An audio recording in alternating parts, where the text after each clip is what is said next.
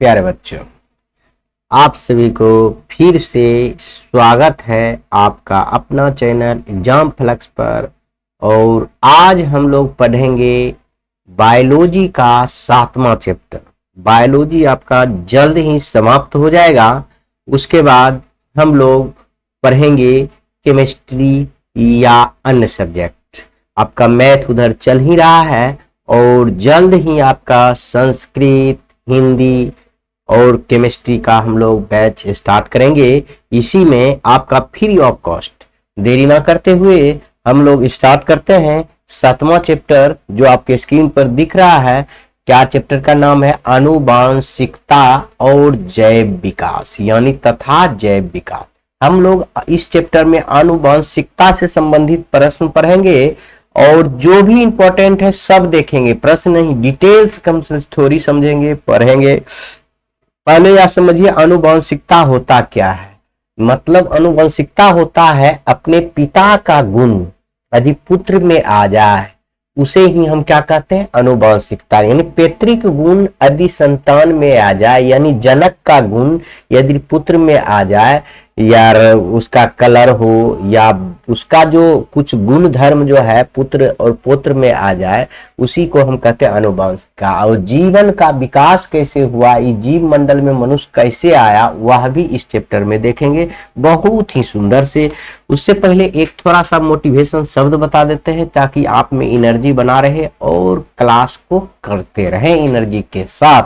देखिए, कहते हैं समय इंसान को सफल नहीं बनाता, समय इंसान को सफल नहीं बनाता, समय का सही इस्तेमाल इंसान को सफल बनाता है। समय तो रोज आते जाते आता है। समय का यदि सही इस्तेमाल नहीं कीजिएगा तो आपको सफल बनाना मुश्किल है। समय का सदुपयोग कीजिए और सही इस्तेमाल कीजिए, तभी आपका जीवन सफल होगा, नहीं तो नहीं हो पाएगा। इसी के साथ हम आपका पहला चैप्टर स्क्रीन पर आ गया, आनुवांशिकता और जैव विकास। जैव प्रक्रम नहीं, जैव प्रक्रम आपका पहला चैप्टर था। यह जैव विकास है। जीवन में कैसी विकास होता है वहां तो था जीवन में जीव को कैसा प्रक्रम है, जीव को कैसे किस क्रिया विधि से उसको अनुरक्षण होता है, उसको वृद्धि होता है, वह पढ़े थे पहला चैप्टर में। लेकिन यहाँ जीवन ही कैसे विकास हुआ, जीवन कैसे आया, जीव कैसे आया, मनुष्य कैसे आया, उसके बारे में पढ़ेंगे। पहले हम आनुवांशिकता के बारे में जानेंगे कि आनुवांशिकता होता क्या है। अभी हम आपको बताए हैं माता पिता या जनक। माता पिता को हम जनक कहते हैं, जो जन्म देने वाले होते हैं उसको जनक कहते हैं। एवं पूर्वज, उसके दादा दादी के गुण अपने संतानों में पीढ़ी दर पीढ़ी संचरण होना ही आनुवांशिकता कहता है। यानी माता पिता के या उसके दादा दादी का गुण उसके अगला पीढ़ी में आना, पोता में आना ही आनुवांशिकता कहलाता है। या संतान में पैतृक लक्षणों के संचरण आना, संचरण मतलब आना ही आनुवांशिकता कहलाते हैं। अब देखिए दूसरा एक शब्द है आनुवांशिक गुण क्या है, पैतृक गुण क्या है। आनुवांशिक गुण कहिए, यहाँ आनुवांशिकता पर है। अब यहाँ आनुवांशिक गुण के बारे में देखें। ऐसे गुण जो पीढ़ी दर पीढ़ी माता पिता अर्थात जनकों से उनके संतान में आते हैं। ऐसे गुण जो उनके जनकों या उनके दादा दादी जनक के जनक से गुण आते हैं, उनके संतान में आते हैं, उनके जनकों से उनके संतान में आते हैं, ऐसे गुण को आनुवांशिक गुण या पैतृक गुण कहते हैं। जो पिता से गुण मिला है उसे हम पैतृक गुण कहते हैं। यानी पैतृक पिता को क्या कहते हैं? जनक हम कहते हैं, क्योंकि जन्म देने वालों को हम जनक कहते हैं। या हम जन्म चैप्टर में बहुत ही सुंदर से पढ़े थे, जिसे आंखों का रंग जैसे होगा, जिसे नहीं होगा, जैसे आंखों का रंग, लंबाई, बालों का स्वरूप इत्यादि, यह सब पढ़ेंगे। जैसे पिता आदि लंबा है तो पुत्र लंबा हो सकता है। यही हम मेंडल का नियम बहुत सुंदर से समझाएंगे। यदि पिता लंबा है तो पुत्र क्यों बौना हो जाता है, छोटा क्यों हो जाता है। अगर माता लंबा है और पिता बौना है तब पर भी पुत्र बौना के लंबा क्यों हो जाता है, वह सब बताएंगे। मेंडल साहब ने मटर के पौधे पर बहुत ही सुंदर से प्रयोग किया, वह प्रयोग को बताएंगे। पहले बेसिक समझ लीजिए। अब तीसरा शब्द है अनुवांशिकी क्या है या जेनेटिक क्या है। जेनेटिक इंग्लिश शब्द है। तो विज्ञान की, ये देखिए, जीव विज्ञान की जिस शाखा में अनुवांशिकता एवं विभिन्नता के बारे में पढ़ा जाए उसे अनुवांशिकी कहते हैं। जीव विज्ञान की वह शाखा जिसमें अनुवांशिकता यानी पैतृक गुण जो उसके पुत्र में आ जाता है या विभिन्नता के बारे में पढ़ेंगे उसी को अनुवांशिकता कहते हैं। अब यहाँ एक विभिन्नता शब्द नया आया है तो इसका भी परिभाषा हम लोग देखेंगे। नीचे आपको लिख दिए हैं विभिन्नता क्या है। अनुवांशिक के बारे में बता दिए, अनुवांशिकता के बारे में कि जनक का गुण यदि पुत्र में आ जाए, यदि जनक लंबा है तो पुत्र लंबा हो गया, उसी को अनुवांशिक कहते हैं। लेकिन विभिन्नता के बारे में नहीं समझे थे तो विभिन्नता की परिभाषा देखिए। विभिन्नता कहते हैं विभिन्नता जीव के ऐसे गुण है, विभिन्नता जीव के ऐसे गुण है जो अपने जनकों अथवा उस समुदाय के अन्य जीवों से उसी गुण के आधार पर अलग हो जाना ही विभिन्नता कहलाता है। विभिन्नता जीव विकास के लिए अति आवश्यक है। आप समझिए। अब मान लीजिए विभिन्नता के बारे में हम आपको समझाते हैं। विभिन्नता जो होता है न, समानता लैंगिक जनन में होता है, अलैंगिक जनन में पुष्पी पौधा में नहीं हो सकता है, शैवाल में नहीं हो सकता है। विभिन्नता होगा लैंगिक जनन में। जैसे अब किसी के 4 पुत्र हैं, अगर विभिन्नता नहीं रहता 1 2 3 4, अगर इसमें विभिन्नता थोड़ा सा भी भिन्नता नहीं रहता तो कैसे समझ में आता कि ये छोटका बेटा है, ये बड़का बेटा है, महिला बेटा है। कुछ ना कुछ तो अंतर होना चाहिए, कुछ ना कुछ तो अंतर होना चाहिए, नहीं तो सेम टू सेम हो जाता तो किसको ब्याह करता, किसको शादी करता, किसका कन्या किसके पास रहता, मैंने पते नहीं चलता। का बुलाता छोटू को आ जाता मोटू, कौन आया उसको पिता को ही पता नहीं चलता। इसलिए विभिन्नता का होना बहुत जरूरी है। विभिन्नता का होना बहुत जरूरी है, इतना आप याद रखेंगे। आगे लिखेंगे विभिन्नता का प्रकार। देखिए विभिन्नता 2 प्रकार का होता है, आप समझिए। जननी की विभिन्नता एक तो होता है जो जन्म के द्वारा जो होता है ना विभिन्नता, जैसे पिता लंबा है तो उसका वंश भी, उसका बेटा भी लंबा होता है, यह एक जननिक विविधता। पिता काला है तो पुत्र भी काला होगा, यह क्या है, जननिक विविधता है। लेकिन एक कायिक विविधता होता है। यह क्या होता है, पिता लंबा है, पिता अगर मान लीजिए गोरा है लेकिन पुत्र भी गोरा हुआ, लेकिन काम के आधार पर या पर्यावरण के आधार पर, जब मान लीजिए कि आपको एक उदाहरण देते हैं, मान लीजिए कि एक पिता का 2 बेटा है, एक पहला बेटा जो है मजदूर हो गया, यह जो पहला बेटा है मजदूर हो गया, यह मजदूरी करता है खेती में, और यह जो दूसरा बेटा है नौकरी कर रहा है। नौकरी करने वाला खेत में तो काम करेगा नहीं, यह हमेशा पंखा के नीचे रहेगा, तो यह तो हमेशा गोरगर रहेगा। यह तो धूप में काम करता है तो काला हो जाएगा। यह धूप में काम करने के कारण काला हो गया, विभिन्न हो गया, ये अपना भैया से ज्यादा काला हो गया, तो इसको कहते हैं कायिक विभिन्नता। यानी जलवायु या पर्यावरण या वातावरण के प्रभाव से जो विभिन्नता आई है उसे हम कायिक विभिन्नता कहते हैं। जो जन्म से विभिन्नता आया, जो जन्म से ही काला है, तो उसको कितनों एसी में रख दीजिएगा तो कभी भी वो गोरा नहीं होगा। तो जननिक विभिन्नता आपको समझ में आ गया होगा।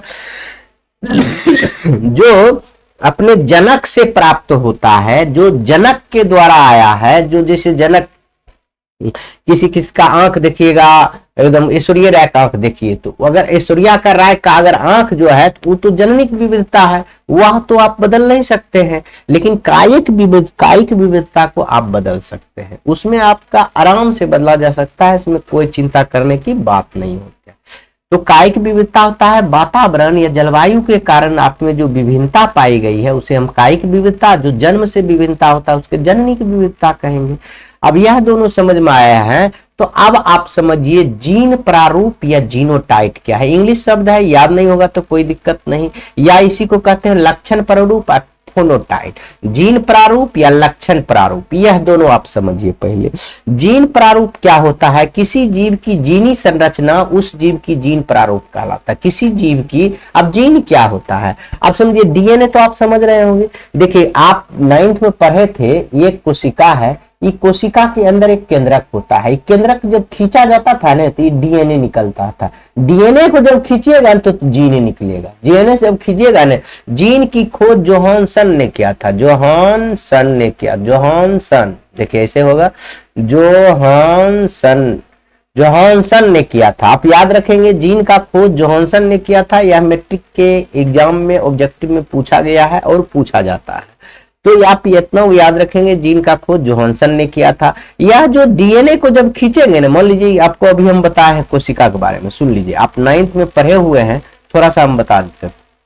मान लीजिए कोशिका के बीच में केंद्रक होता है। यह केंद्रक को जब खींचा जाता है तो डीएनए निकलता है। यह डीएनए को जब खींचेंगे तब जीन होगा। जीन एकदम जोह के निकाला था, इसलिए कहेंगे जोहानसन। जीन की खोज किसने किया था? जोहानसन ने किया था। जोहानसन ने किया था। तो हम यहाँ कहेंगे जीनी प्रारूप हमेशा डबल होता है। जीन प्रारूप अगर कहेंगे तो टीटी डबल होगा, और टीटी अगर स्मॉल लेंगे तो ये भी डबल होगा। हमेशा जीन प्रारूप डबल होता है, ये आप समझिए। तो जीनी, देखो किसी भी जीव की जीनी संरचना जीन प्रारूप कहलाता है, इतना याद रखिएगा। जीनी प्रारूप एकदम डबल होता है, यह भी याद है।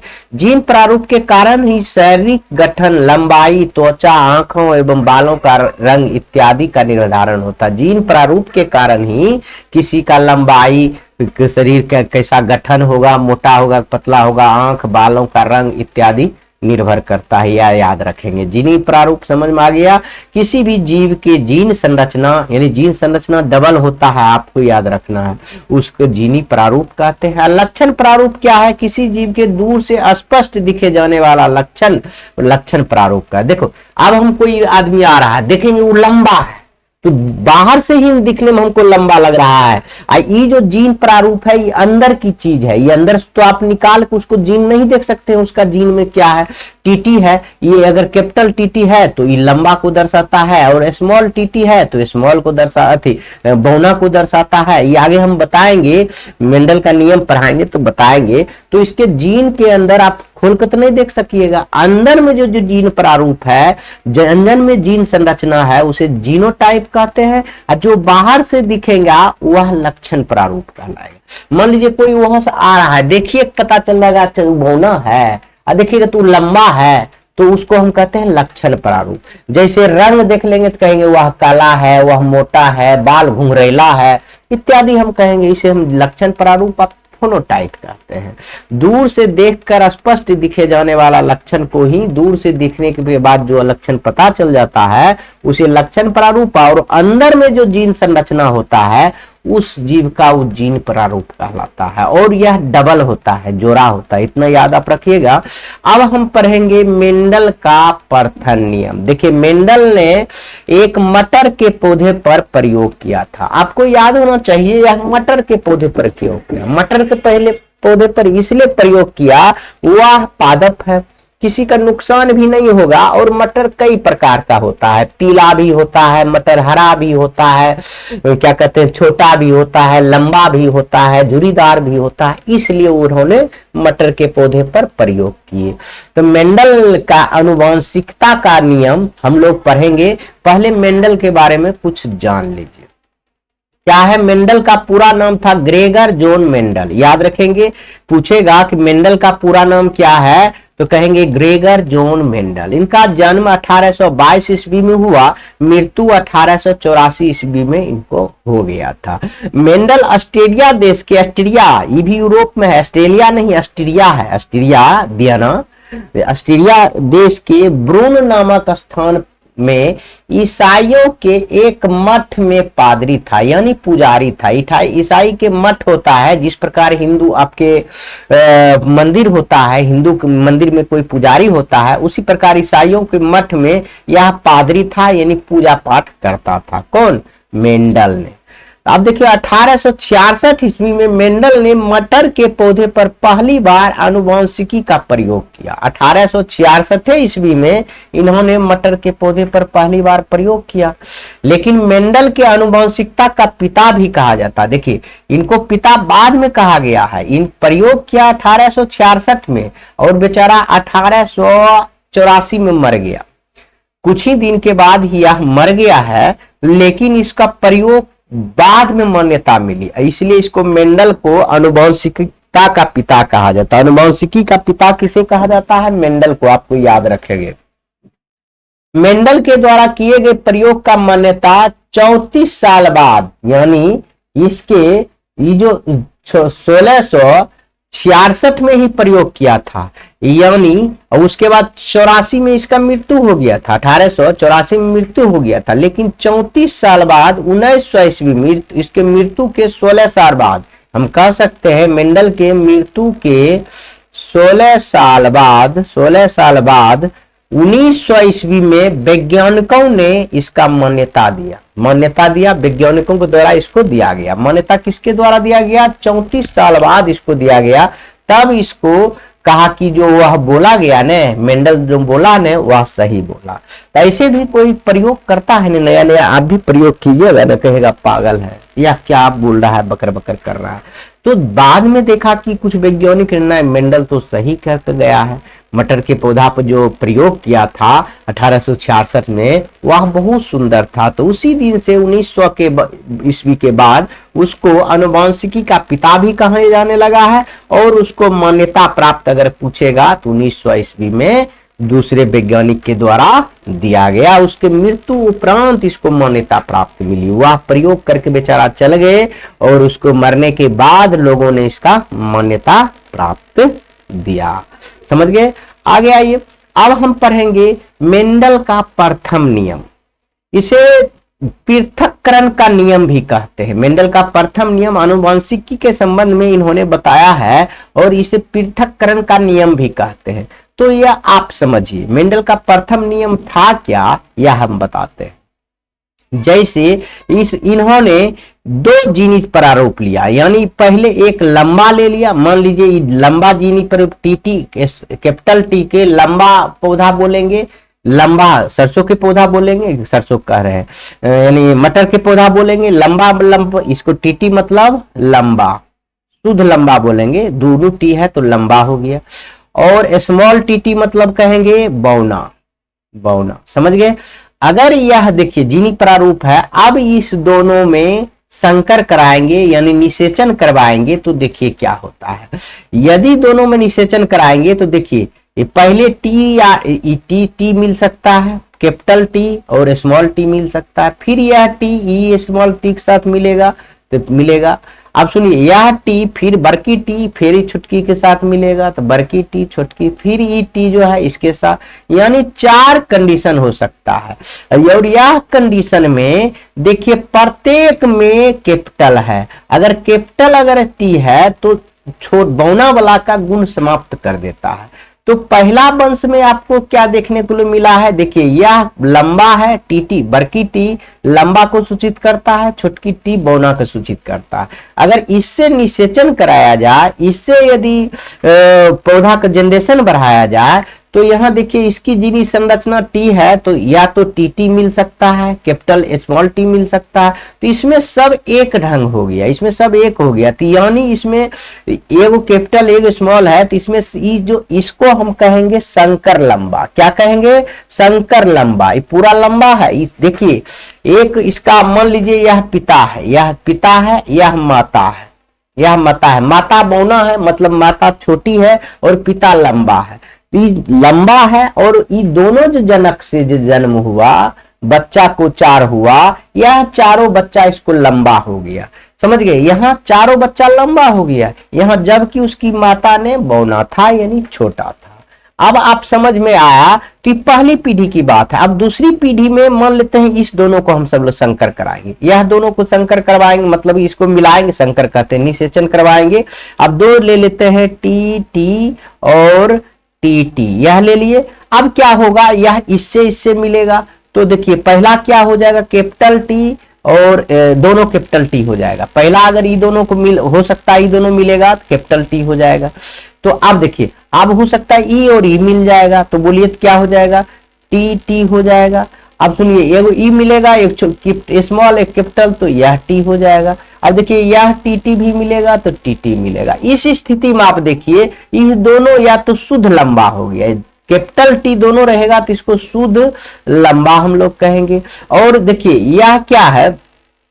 अब यह क्या है? देखिए एक कैपिटल है एक स्मॉल है। देखिए यह क्या है, पहले इस दोनों को मिलाए, यह अब ई टी और ई टी, देखिए यह टी और यह स्मॉल टी, तो यह देखिए क्या बोले, एक कैपिटल है एक स्मॉल है, एक स्मॉल है एक कैपिटल है, तो इसको हम कहेंगे संकर लंबा।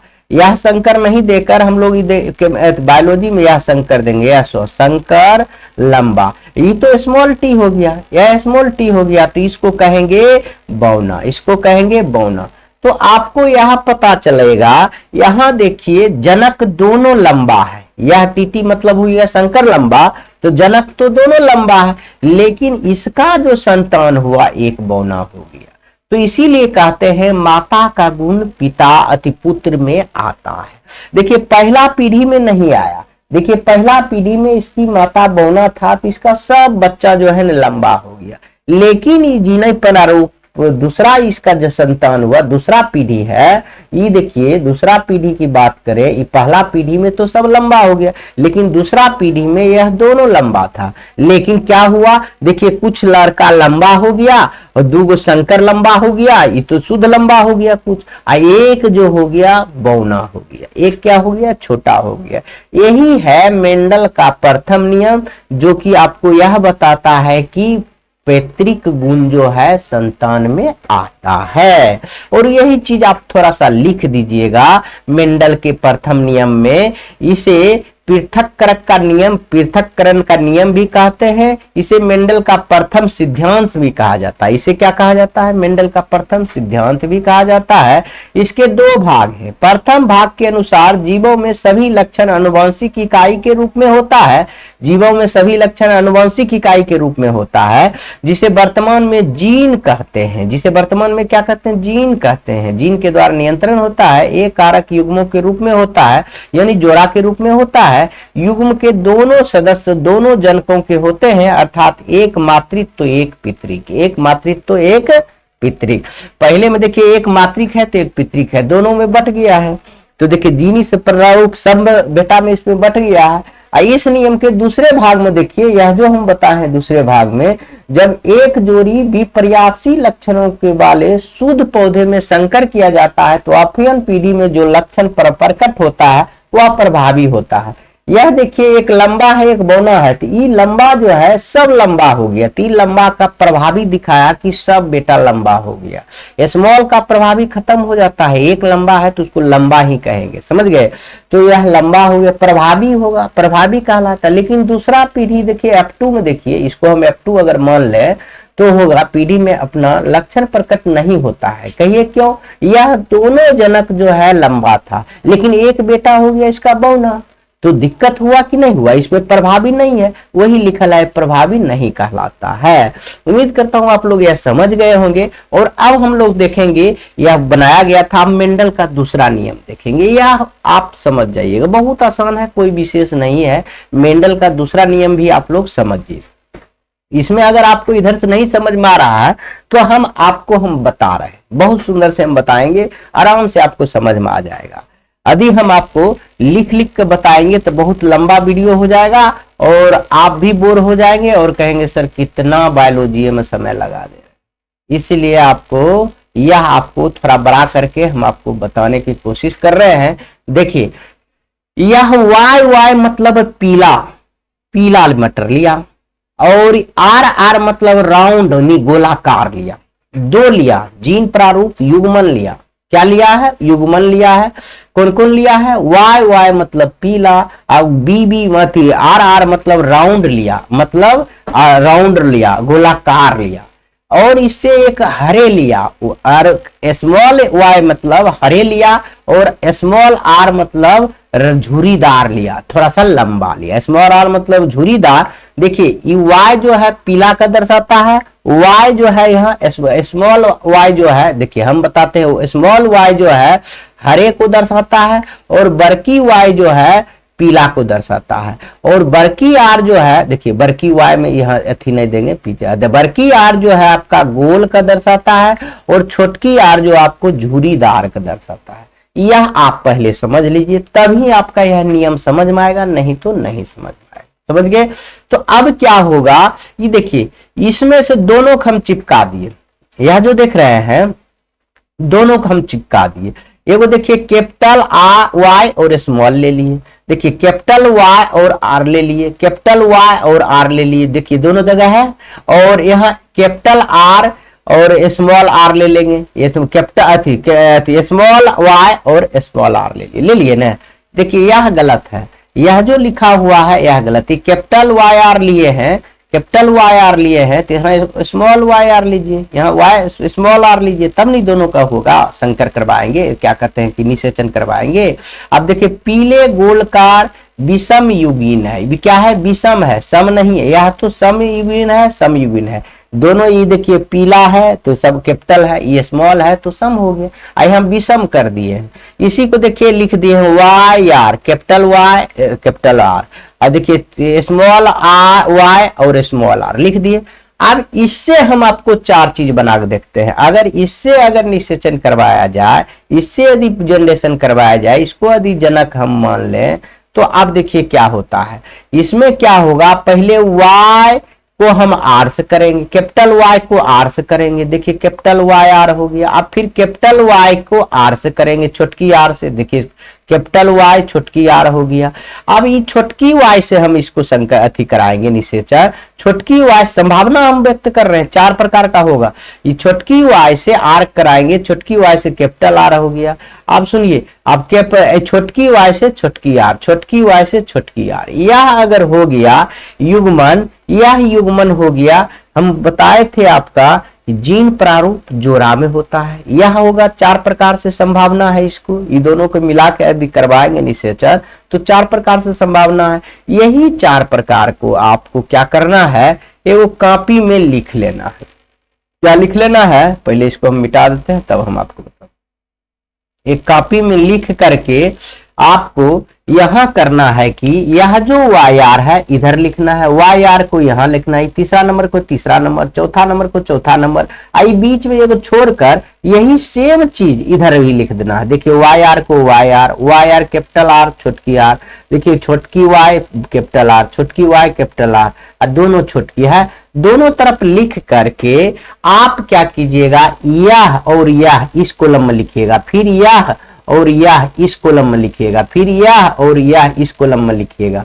आपको समझ में आना चाहिए। देखिए यह भी, यह जो है पहले जिसके सामने में है यह लिखिए चाहे यह लिखिए, दोनों लिख सकते हैं। ये देखिए दोनों एक से क्या लिखते हैं, आप ऐसे भी लिख सकते हैं, वाई कैपिटल में वाई आर लिख दिए, ऐसे लिखिएगा। फिर ये वाई आर और ये कैपिटल वाला वाई और स्मॉल वही चीज लिखा हुआ है, समझ गए। तो हम आपको लिखने के लिए समझा रहे हैं और इसका मतलब भी समझा रहे हैं। पहले सुनिए, ज्यादा लंबा वीडियो ना हो इसलिए हम ऐसा करते हैं। देखिए इसको लिखिएगा, उसके बाद ये उतारिएगा, फिर इसको लिखिएगा, ये उतारिएगा, फिर इसको तो सब में लिख दीजिए और ये सामने सामने उतार दीजिए। इसको भी ये वाई आर सब में लिख दीजिए। या देखिए उल्टा पुल्टा लिखा है, उससे आपको नहीं जाना है। देखिए वाई आर लिखा हुआ है तो बाकी देखिए वाई आर बचा है ना, कैपिटल वाला पूरा रहा है ना। फिर वाई आर देखिए अगर ये लिखा हुआ है, देखिए वो कैपिटल होगा, स्मॉल होगा, कैपिटल स्मॉल है ना। तो उसी प्रकार यह जो है सब में लिख दीजिए और इस सामने सामने वाला सब में उतार दीजिए। अब ये पीला हरा कैसे लिखेगा, अब देखिए इसमें जो छोटका होता है ना वह प्रभावी हो जाता है, जो छोटी वाला होता है ना वह प्रभावी होता है। देखिए दोनों कैपिटल है तो कैपिटल वाई मतलब पीला और आर मतलब राउंड गोलाकार हो गया। देखिए यहां भी गोलाकार होगा क्योंकि छोटकी आर झुर्रीदार में दूगो रहेगा तब झुर्रीदार होगा। आपको समझ में आएगा। देखिए वाई है, इसको हरा होता है तो दोनों है तब ना हो गया हरा, और आर स्मॉल है तो झुर्रीदार हो गया।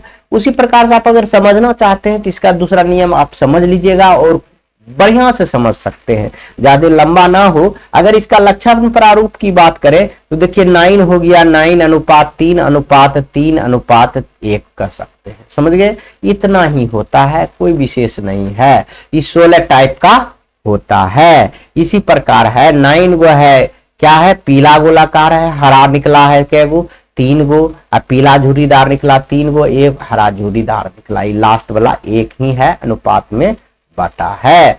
तो ये आपको समझ में आ गया होगा। आगे देखिए मनुष्य में लिंग निर्धारण कैसे होता है, यह हम पिछले वीडियो में बता चुके हैं। यह आप जान सकते हैं। मनुष्य में ये जो पुरुष पर निर्भर करता है, इसमें देखिए कुछ है एक्स होगा, हम सही कर दे रहे हैं। ई एक्स है, ई वाई गुणसूत्र है, यह मादा, और इसमें जब भी होता है यह गुणसूत्र यथा लिंग का निर्धारण पीते के गुणसूत्र पर निर्भर करता है। यह कई बार बताया है, पिछले चैप्टर में भी बताया है, जो बच्चा नहीं देखे हैं देख लेंगे, और नहीं तो इसको पढ़ के समझ लेंगे। आगे आइए, अब हम लोग का अनुवांशिकी खत्म हो गया, हम लोग का अनुवांशिकी से संबंधित सारा चीज खत्म हो गया। अब हम पढ़ेंगे जैव विकास। क्या पढ़ेंगे? जैव विकास क्या होता है। देखिए, माना जाता है कि यह देखिए हमारा जो पूर्वज है चिंपैंजी यानी बंदर है, बंदर टाइप का लग रहा है ना, यह बंदर से धीरे धीरे हम देखिए दो पैर पर खड़ा होना, धीरे धीरे सभ्य मनुष्य बने, आज के मनुष्य ये है, समझ गए। तो हमारा धीरे धीरे विकास हुआ। कैसे विकास हुआ यह हम पढ़ेंगे। देखिए लिखा हुआ जैव विकास किसे कहते हैं। जीव विज्ञान की वह शाखा जिसमें जीवों की उत्पत्ति, जीव कैसे बना तथा इसके पूर्वजों के इतिहास तथा समय समय पर उनके हुए कर्मिक परिवर्तन का अध्ययन किया जाता है, जैव विकास कहलाता है। मतलब हमारा जीव, हम जो है उत्पत्ति कैसे हुए, मेरा पूर्वज का इतिहास क्या है, और यह जो है इसका विकास और परिवर्तन, अभी तक जो मनुष्य सूट बूट पहनने लगे हैं किस प्रकार से परिवर्तन हुआ, उसी को हम जैव विकास कहते हैं। समझ गए। पहले हम देखेंगे उपार्जित एवं अनुवांशिक गुण क्या होता है। उपार्जित अनुवांशिक गुण बहुत आसान है। देखिए उपार्जित गुण क्या है, किसी जीव के अंदर उत्पन्न होने वाला वह गुण जो पर्यावरण के कारण, आसपास के माहौल के कारण उपार्जित होता है, उसे हम उपार्जित गुण कहते हैं। देखिए कोई व्यक्ति काला है, अगर धूप में रहेगा तो वह काला, गोरा है अगर धूप में रहेगा तो वह काला हो जाएगा, वह पर्यावरण के कारण काला हो गया, तो उपार्जित गुण हुआ, वह क्या है उपार्जित गुण। लेकिन अनुवांशिक गुण क्या होता है, जन्म उनके माता पिता या जनक के से आता है, उसे हम क्या कहेंगे अनुवांशिक गुण। याद हो जाएगा, जो आपके वातावरण के कारण आपका शरीर का बनावट बिगड़ा, अब कोई मसल्स बना लेता है, कहता है ना 6 पैक 7 पैक, वो क्या है उपार्जित गुण है। लेकिन उसके पिताजी और माता के गुण से, देखिए कह रहा है ऐसे गुण जो पीढ़ी दर पीढ़ी यानी माता पिता अर्थात जनकों से उनके संतानों में आता है, उसे गुण को अनुवांशिक गुण कहते हैं या पैतृक गुण कहते हैं। समझ गए।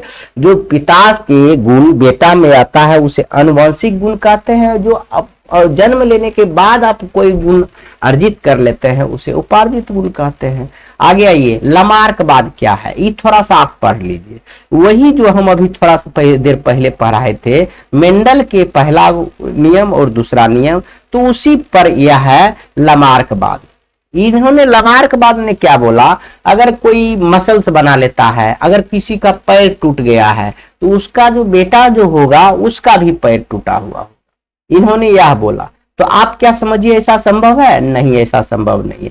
तो बाद में इसका जो है न खंडन किया गया है। तो कह रहा है फ्रांसीसी देखिए लमार्कवाद, लमार्क नाम का एक वैज्ञानिक है, इसका नाम है लमार्क, समझ गए। इसी ने एक सिद्धांत दिया जिसे हम लमार्कवाद कहते हैं। देखिए यह कहाँ का है, फ्रांसीसी प्राकृतिक वैज्ञानिक लमार्क ने उपार्जित लक्षणों गुणों को, देखिए उपार्जित लक्षण मतलब होता है जन्म के बाद आपका जो गुण बना लेते हैं अपने अंदर, जो 6 पैक 7 पैक बना लेते हैं। कोई महिला को देखिएगा बाल एकदम टेढ़ा करवा लेगा, तो क्या उसका बच्चा भी होगा तो बाल टेढ़ा होगा? वही कह रहा है अगर बच्चा भी होगा तो उसका बाल टेढ़ा ही होगा। तो वही कह रहा है कि उपार्जित लक्षण गुणों के संदर्भ में एक विचार प्रस्तुत किया। इस अवधारणा में लमार्क ने कहा कि उपार्जित लक्षण वंशानुगत होते हैं, जो एक पीढ़ी से दूसरे पीढ़ी जाता है। अगर कह रहा है आप यदि धूप में रह के काला हो गए तो आपका बेटा भी काला होगा, लमार्क जी कहते हैं। लेकिन लमार्कवाद के बाद कई वैज्ञानिक ने जोरदार इसका खंडन किया, यानी विरोध किया, जोरदार इसका विरोध किया। इन वैज्ञानिक के अनुसार उपार्जित लक्षण वंशागत नहीं होते हैं। इसकी पुष्टि के लिए जर्मन वैज्ञानिक वायसराय, यह जो लमार्कवाद को खंडन किया, इस वैज्ञानिक का नाम है, जर्मनी का एक वैज्ञानिक था वायसराय, ने 21 पीढ़ियों तक चूहे को पूंछ काटकर यह दर्शाया कि कटे पूंछ वाले चूहे को संतान में हर पीढ़ी में पूंछ वर्तमान रह जाता है। तो मतलब इसके जो थी लमार्कवाद था, इसका जो उपार्जित लक्षण को बोला था कि उसके पीढ़ी में आ जाएगा, वंशानुगत होगा, वह गलत साबित कर दिया कौन? वायसराय ने। इसने क्या किया, एक दो चूहा लिया, एक कमरा में बंद कर दिया और उसको बढ़िया से पैक कर दिया, उसको खाना पीना सब कुछ दिया कि वो ना बाहर आ सके ना आ सके। जब उसका बच्चा हुआ तो सब चूहा का बाहर निकाल दिया। देखिए, पहले वह दो चूहा का पैर काट दिया, पुछड़ी काट दिया, पैर काहे काटेगा, पुछड़ी काट दिया। पुछड़ी काटने के बाद जब दोनों से बच्चा हुआ तो देखा कि उसका पूरा पुछड़ी है, तो फिर क्या हुआ, सब मूषक निकाल कर फिर दो मूषक उसमें छोड़ दिया और फिर रूम को बंद कर दिया। जैसे उसको खाना पीना सब कुछ देता था, जैसे ही फिर उसका बच्चा हुआ तो देखा उसमें भी पुछड़ी है। तो ऐसे ऐसे 21 पीढ़ी तक किया, लेकिन किसी का भी पूछ कटा हुआ नहीं मिला, जिससे इस लामार्कवाद का सिद्धांत गलत साबित हो गया, यानी उसका विरोध हो गया। उसका साबित हो गया कि ऐसा जो उपार्जित लक्षण है, जो आप बाहर से उपार्जित करते हैं, मसल बनाते हैं, वो आपके बेटा में नहीं जाएगा। यह बात आपको समझ में आ गया होगा। अब डार्विनवाद क्या है, यह बहुत सुंदर है। डार्विनवाद क्या है यह समझिए। डार्विन का पूरा नाम है चार्ल्स रॉबर्ट डार्विन। इन्होंने 1809 में जन्म हुआ और 1882 में इनका मृत्यु हो गया। यही है डार्विन महोदय, यही है डार्विन। इनको देख लीजिए, फोटो है। अब यह देखिए, कह रहा है प्रसिद्ध अंग्रेजी वैज्ञानिक डार्विन ने जैव विकास के संदर्भ में एक सिद्धांत प्रतिपादित किया, जिसे डार्विनवाद या प्राकृतिक चुनाव का सिद्धांत कहते हैं। डार्विनवाद या प्राकृतिक चुनाव का सिद्धांत, डार्विनवाद का दूसरा नाम क्या है? प्राकृतिक चुनाव का सिद्धांत। प्राकृतिक चुनाव द्वारा प्राणियों का विकास के नाम से जाना जाता है। प्राकृतिक चुनाव द्वारा प्राणियों का विकास के नाम से जाना जाता है। इसके अनुसार दुनिया में किसी भी जीव दो प्रजाति में पाई जाती है, जिसमें पहले प्रकार के प्राणी अयोग्य होते हैं, जबकि दूसरे प्रकार की प्राणी योग्य होते हैं। अयोग्य गुण वाले जीव नष्ट हो जाते हैं, जबकि योग्य गुण वाले जीव जीवित रह जाते हैं। अर्थात प्रकृति अयोग्य एवं प्रतिकूल विभिन्नता वाले जीव को नष्ट कर देता है। सुनिए, इनका बात यदि आपको नहीं समझ में आया है तो हम एक बार आपको सुंदर से बताते हैं। डार्विन महोदय का कहना हुआ, यानी डार्विनवाद सिद्धांत क्या है, यानी प्राकृतिक चुनाव का सिद्धांत क्या है, हम आपको बताते हैं। यह क्या बोले डार्विन महोदय, यदि यह प्राकृतिक में यदि ठंडा है तो अब ठंडा सहन करने की आप में ताकत है, तभी आप यह पृथ्वी पर रह सकते हैं, नहीं तो सरवाइव नहीं कर सकते हैं। अब मान लीजिए आपको गर्मी आया, गर्मी बर्दाश्त ही नहीं कर पाइएगा तो जिंदा रहिएगा? नहीं रहिएगा। तो वही इनका कहना हुआ, प्राकृतिक अयोग्य, जो प्राकृतिक के अयोग्य है वह ही पृथ्वी पर जिंदा नहीं रहेंगे। जो प्राकृतिक के अनुकूल है, विभिन्नता वाले जीवों को नष्ट हो जाता। जो प्राकृतिक के अनुकूल नहीं चलेगा, वह प्रतिकूल चलेगा, तो वह जिंदा नहीं रहेगा। यानी जो प्राकृतिक जैसा देश वैसा भेष बना कर रखिएगा, तब आप जो है आगे डेवलप कर पाइएगा, नहीं तो आगे आपका विकास रुक जाएगा। यही है आपका डार्विनवाद, यानी डार्विन का सिद्धांत। जो मतलब जैसा देश है वैसा भेष रखिए, तब आपका आगे चलेगा, और नहीं तो प्राकृतिक के साथ, जैसा प्राकृतिक है उसमें अगर आप मिलजुल कर नहीं चलिएगा तो आप आगे नहीं जा सकते हैं। आगे आइए, पृथ्वी पर जीवों की उत्पत्ति। तो इसके बारे में हम थोड़ा सा बता देते हैं। पृथ्वी पर जीव की उत्पत्ति माना जाता है पानी से हुआ, यानी जल से हुआ कहा जाता है। थोड़ा सा ये कहानी सुन लीजिए, तब हम आपको पढ़ के बताते हैं। कहा जाता है कि शुरुआत में यह पृथ्वी एक बिंदु नाम का कुछ था, जिसमें एक विस्फोट हुआ और यह पूरा संसार बन गया, सब ग्रह बन गया, आकाश गंगा बन गया, और धीरे धीरे यह पृथ्वी ठंडा हुआ। उसके बाद वर्षा हुआ, समुंदर बन गया, और धीरे धीरे वह समुंदर के पानी में क्या कहता है कुछ जीव जन्म हुआ। वही जीव धीरे धीरे क्या हुआ, स्थल पे भी रहने लगा, पानी में भी लगने लगा, जिसको उभयचर कहते हैं। अभी भी मेढक रहता है।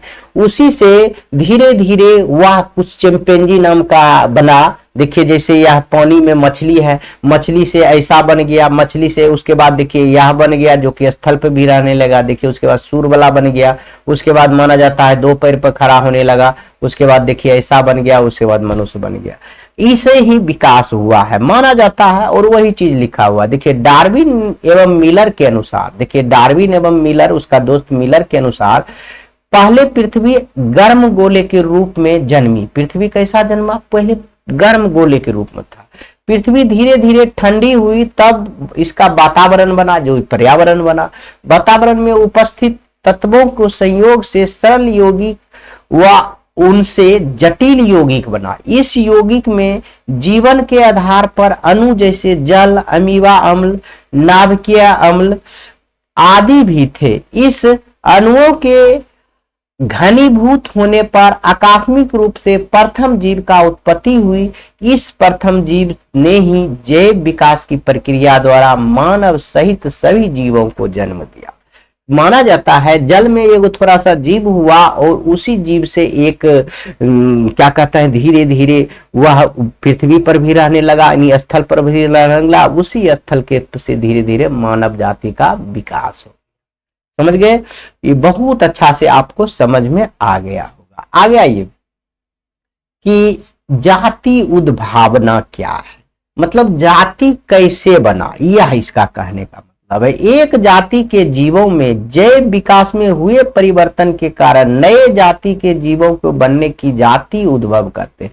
जाति का उद्भव कैसे हुआ, विकास कैसे हुआ? कह रहा है एक जाति का जब विकास हो गया, जैविक विकास हो गया, तो उसमें परिवर्तन के कारण, उसमें परिवर्तन माना जाता है। मान लीजिए पृथ्वी है, यहाँ बाढ़ है और कुछ के कारण यह धरती फट गया, इधर हो गया, इधर अलग हो गया, तो इसका रहन सहन अलग हो गया, तो इस पर जाति को अलग हो गया, ये जाति अलग हो, इसीलिए जाति का उद्भव हुआ, यही कह सकते हैं। तो यहाँ लिखा भी हुआ है जाति उद्भव के 4 कारक बतावे। जाति उद्भव कैसे हुआ, इसका 4 गो कारण बताते थे। एक ही जाति के जीवों में परिवर्तनशील वातावरण में रहने के लिए अपने शरीर के लक्षणों को कुछ परिवर्तन कर लेना। मतलब जीव तो एक ही था, धीरे धीरे वह वातावरण के कारण वो अपन जाति अलग कर लिया, वो अपना जाति अलग कर लिया। समझ गए? एक ही जाति के समविष्टियों को भौगोलिक रूप से विलय होना, एक ही जाति को अनुवांशिक विलय होना, एक ही जाति के जीवों में आए शारीरिक परिवर्तन को अगली संतति में जाने के लिए प्राकृतिक चयन होना। समझ गए? यही सब चीज है। आगे आइए, अब इसमें देख लेते हैं कितना है, 3-4 स्लाइड और है, 1 2 3 4 स्लाइड है, बहुत कम है। अब यह चैप्टर समाप्ति कर देते हैं। देखिए अभी आपका ज्यादा समय भी नहीं हुआ और चैप्टर समाप्त कर रहे हैं, तो थोड़ा सा टाइम तो लगेगा। अब कहिएगा सब आधे घंटा में सर कर दीजिए, तो बिना पढ़ ले कम से कम इसको पढ़ तो दें, समझा मैंने में अगर टाइम नहीं खर्चा करें तो पढ़ तो दें, नहीं तो कैसे समाप्त होगा। अब बहुत कम है, अब आपका समाप्त ही हो जाएगा, 10 मिनट 5 मिनट लगेगा बस। देखिए जीवों में विकास संबंधी खोज। देखिए एक समजात अंग किसे कहते हैं, यह याद रखिएगा, 2 नंबर में पूछा जाता है, बोर्ड मॉडल क्वेश्चन है। कहता है प्राणियों के शरीर में ऐसे अंग जो उत्पत्ति एवं रचना में समान होते हैं, जैसे देख रहे हैं यह एक कुत्ता का ही पैर है, अगला पैर है, और यह मनुष्य का पैर है। यह देखिए मनुष्य का पैर है, यह कुत्ता का पैर है। समझ गए? यह कुत्ता का नहीं, मनुष्य का हाथ है, यह क्या है, मनुष्य का हाथ है, यह कुत्ता का पैर है। यह देखिए हड्डी भी एक है, उंगली भी है इसमें, लेकिन हाथ जो है मनुष्य का लिखने का, अभी हम लिखने का काम करते हैं, कुत्ता लिखने का काम करता है, वही चीज लिखा हुआ। समजात अंग मतलब अंग समान है लेकिन कार्य भिन्न भिन्न हो। इस समजात अंग का परिभाषा क्या देंगे? अंग समान, अंग एक समान, अंग क्या लिखेंगे, एक समान लिख देते हैं। अंग एक समान तथा कार्य दो समान, उसे हम समजात अंग कहते हैं। जैसे कुत्ता और मानव का अगला, कुत्ता का अगला पैर, मानव का हाथ, दोनों समान है लेकिन दोनों का कार्य भिन्न भिन्न है, इसको हम समजात अंग कहते हैं। इतना बात आपको समझ में आ गया होगा। आगे आइए असमजात अंग, यहाँ साफ उल्टा कर दीजिएगा। यहाँ उल्टा क्या कर दीजिएगा, यहाँ आप उदाहरण 2 को दिया हुआ है, तितली और पक्षी का। तितली और पक्षी का उदाहरण दिया। देखिए तितली का भी पंख होता है और पक्षी का भी पंख होता है, तितली का पंख भी होता है, पक्षी का भी पंख होता है। तो ये दोनों का काम एक है, उड़ना। दोनों का काम है एक है, उड़ना, लेकिन इसका बनावट है दोनों का अलग अलग है। देखिए इसका बनावट ऐसा है, इसका बनावट ऐसे है, समझ गए। दोनों का बनावट, यानी हम कहेंगे इसका कार्य एक समान नहीं होता, समान होता है, इसका काम एक समान होता है, लेकिन इसका अंग जो होता है एक समान नहीं होता है। इसीलिए इसका कहेंगे अंग असमान होता है, और कार्य क्या होता है, समान होता है, उसे क्या कहेंगे, असमजात अंग। इतना तो बात समझ में आ गया होगा। बस आपका 2 स्लाइड बचा हुआ, समाप्ति है। भ्रूण और भ्रूण विज्ञान क्या है, यह बहुत आसान है। भ्रूण विज्ञान डिंब निषेचन के कारण से लेकर भ्रूण के चरण तक भ्रूण के विकास के अध्ययन को भ्रूण विज्ञान कहते हैं। निषेचन के बाद बनने वाली विभाजित कोशिका की गोंद को 8 विभाजित कोशिका को 8 सप्ताह तक यानी 2 महीना तक भ्रूण कहा जाता है, और निषेचन के 9 सप्ताह तक इस्तेमाल किए जाने वाला शब्द भ्रूण है। यानी निषेचन के 9 सप्ताह यानी लगभग 2 महीना 7 दिन तक भ्रूण कहलाता है। देखिए ये भ्रूण 2 सप्ताह तक, उसके बाद यह बच्चा हो जाता है, उसको बच्चा कहने लगता है। यानी भ्रूण निषेचन के 9 महीना तक, हम 9 सप्ताह तक हम भ्रूण कह सकते हैं। यानी भ्रूण के बारे में अध्ययन करना ही भ्रूण विज्ञान कहलाए, इतना याद रखिएगा, काफी है।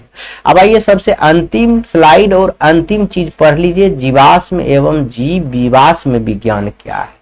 देखिए विलुप्त जीवों के अवशेष चिन्ह जो पृथ्वी के चट्टानों को बीच में पाए जाते हैं जीवाश्म कहलाते हैं। देखिए पृथ्वी के बीच में यह पाया गया है ना, इसी को हम जीवाश्म कहेंगे। जीवाश्म विज्ञान, जीवाश्मों के अध्ययन जीवाश्म विज्ञान कहलाता है। जीवाश्म के अध्ययन करना ही जीवाश्म विज्ञान कहलाता है, याद रहेगा ना, जीवाश्म के अध्ययन करना ही जीवाश्म विज्ञान कहलाता है। हम यह कैसे जान पाते हैं कि जीवाश्म कितने पुराने हैं, तो इसको जानने के लिए 2 विधियां हैं। जीवाश्म कितना पुराना है इसको जानने के लिए 2 विधियां हैं। पहले है सापेक्ष विधि। सापेक्ष विधि क्या है, अगर हमको हमारा जो पृथ्वी के अंदर जितना गहरा में मिला है वह चीज, उसको हम कहते हैं उतना पुराना है। जितना पृथ्वी के थोड़ा सा गड्ढा में मिला है तो उसको कहेंगे नया। ये सापेक्ष विधि हुआ। और क्या है, ये दूसरा नंबर में हम कह सकते हैं, ये पहला नंबर है, ये दूसरा नंबर में हम कहते हैं एक जीवाश्म की आयु जानने के लिए एक है रेडियो कार्बन 14 पद्धति। रेडियो कार्बन, यहाँ देखिए लिखा हुआ होगा, यहाँ लिखा हुआ, छोड़िए ये इंग्लिश शब्द है, ये हिंदी रह गया है, लेकिन यहाँ देखिए रेडियो कार्बन 14 वैज्ञानिक तरीका है रेडियो कार्बन 14 पद्धति। कार्बन 14 पद्धति से भी जीवाश्म को पता लगाया जा सकता है यह कितना पुराना है। तो आपको एक क्वेश्चन पूछेगा कि यह कैसे जान पाते हैं कि जीवाश्म कितने पुराना है, तो 2 विधि से जान सकते हैं। एक सापेक्ष विधि जो कि जितना गड्ढा में रहेगा, कोई भी जीवाश्म जितना गड्ढा में रहेगा उतना पुराना होगा। इससे अच्छा एक वैज्ञानिक विधि है कार्बन 14 पद्धति। इससे आप जान सकते हैं कि कोई भी जीवाश्म कितना पुराना है।